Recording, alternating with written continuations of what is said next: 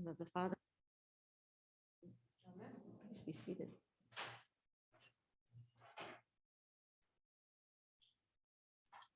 This is sort of a meditation more than a sermon. I kind of got lost in the stars.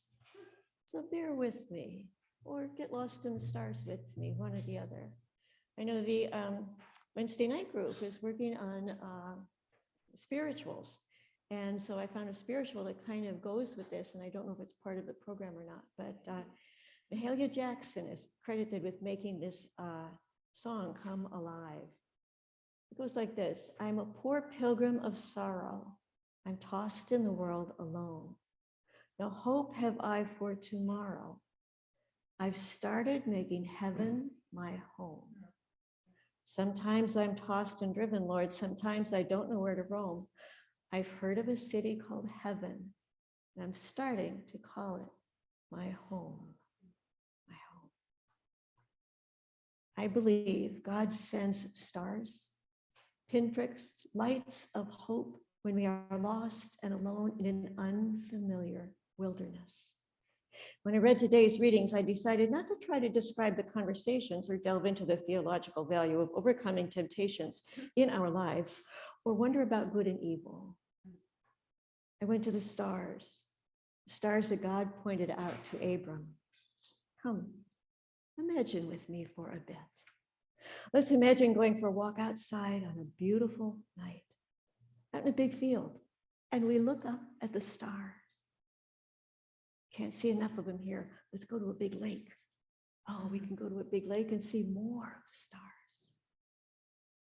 Let's go to the ocean. I love teleporting. So we'll go to the ocean. Here we are at the side of the ocean where the tide is coming in, and we're standing in the sand, and our bare feet are getting gooey. And look up at the stars. There are zillions of them. Do you see how many stars there are?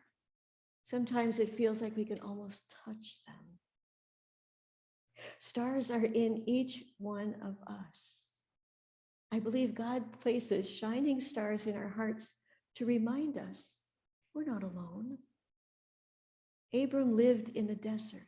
He looked up and he could see the stars in the sky, and God promised Abram that Abram's family would be greater than the stars in the sky. God promised Abram his progeny would live forever, and God sealed the promise with an animal sacrifice. Animal sacrifice was familiar to people in those times, and it was used to seal a covenant, a promise. God said, I promise you, Abram, as I pass through these animals in the middle of this starlit night, I seal this sacrifice with your descendants, your personal descendants, and they will be more numerous than the stars in the sky, and you will live in this land. This land, in my thinking, is the earth that God made. And here we are today, descendants of Abram by covenant. We also have a covenant with God. We are sealed by the oil of baptism to be part of this body of believers, to obey God, to love, to share, to give, to be. And yet we are often tempted again and again and again. Our baptism reminds us who we are and how we are to live.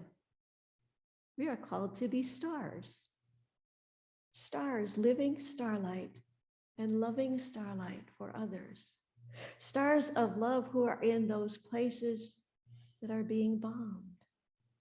Stars of love are burning up. Stars of love for places that are buried in plastic. Stars of love in places where people have been shoved off their land, out of society, and into back alleys. We are the stars that carry the love of God to all those difficult places.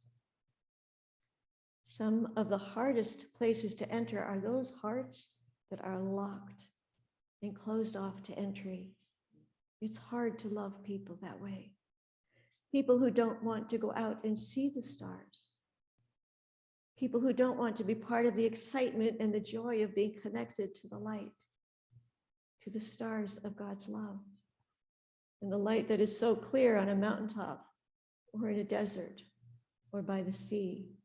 The light that is so bright and so strong, it draws us in. I want to look at the stars and never stop looking at them. But the mosquitoes love me. So sometimes my meditations on the stars outside at night don't last very long. Yet this vision holds me. This vision of the stars is the progeny God promised to Abram.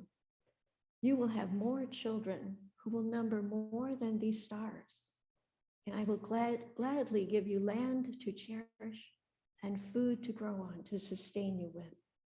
And God says, I will be part of this land that you belong to, that you came from, that you will go back to.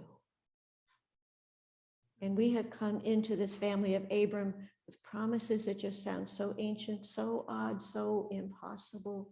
Love your neighbor. Love God above all else. Love one another. But temptations continue, even for me. Sometimes it's a tiny temptation of self-doubt. How can I be beloved by a God who is beyond, between, above, within the stars in our hearts? Where do I find that God? That God's power, that love that shines. There's also a tiny temptation to overeat while so many are hungry. A tiny temptation to forget God's love. A tiny temptation to not love those neighbors. Our baptism promises send us into the world with God, off the mountain, out of the desert, up from the pew. I hope that God's love shines in me and in us and in our relationships, especially those who are difficult to find the light of God in. It's hard to share my light with people that just block it off. Maybe some folks have difficulty knowing God, so we can offer a silent prayer, a gentle prayer for perpetrators of evil,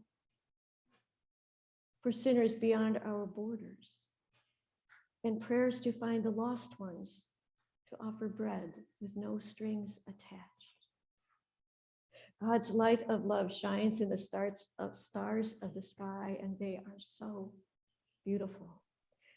Each and every one of us is a reflection of God, as God is in our hearts, in our pain, in our sadness.